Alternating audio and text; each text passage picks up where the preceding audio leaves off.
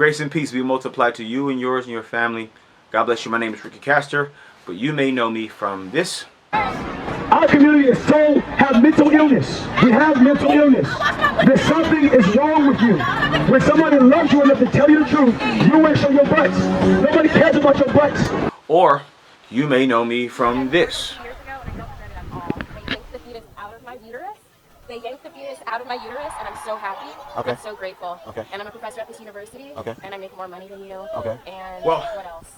there may be some truth to what that professor said.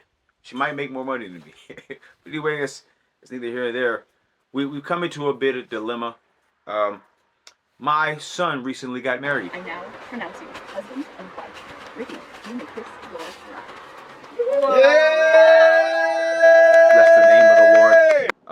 And we've come into a dilemma where he, in his thinking and just really focusing on the marriage, kind of overthought some things and not paying attention to other things. He busted his vehicle, which is used to transport his wife and all of his possessions to here to Tennessee. As some of you that know us, we've been essentially by paperwork homeless for an entire year. Not homeless without a job and not actually sleeping in the streets. The Lord has blessed us by a friend of ours in Wisconsin to actually purchase, first using it, but then purchase his RV. So we've been living an RV life for the past year plus, traveling the United States, working and preaching and working, traveling throughout and literally we traveled the entire United States. Was able to buy my son's truck in Wisconsin from our job, from our work as a turbine mechanic, and not Wisconsin, I'm sorry, from state of Washington. And we drove it from there all the way throughout California, all the way to Oregon, out to California, then all to Texas, then to Tennessee, then Georgia, then all the way to Virginia, and now he's in North Carolina. And he busted his vehicle for overrunning it, overheating it.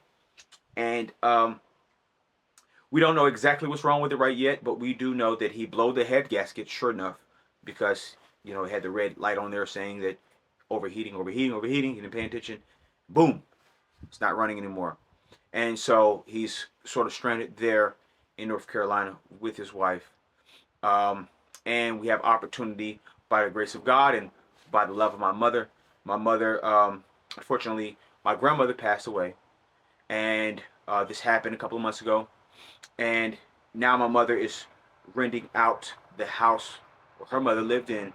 And so that gives opportunity for my son and his wife to move in. So that's what we're doing. My mother opened it up for me, but by the mission that God has already given me to do in South Washington, D.C., in mission and planting and gathering saints together and strengthening other brothers that are already there.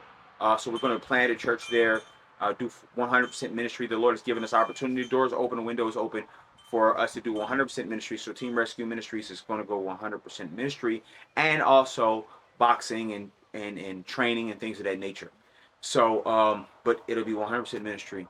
So I'm kind of following that orders. And so the rest of my family, my wife and my 3 other kids, will still be living an RV life for a time. Yes, in the winter. Yes, in Virginia, South, North Virginia, or just South Washington D.C. So it's going to be a little bit of a hard time for us. But nevertheless, because of all of our travels, has given us a lot of vehicle issues. Just a week ago, our main vehicle to get around, it cost me a pretty good penny to try to get that bad boy up and running. Some issues, and so now we have this. So we have a newlywed and transition and mission and things that are just happening like right now.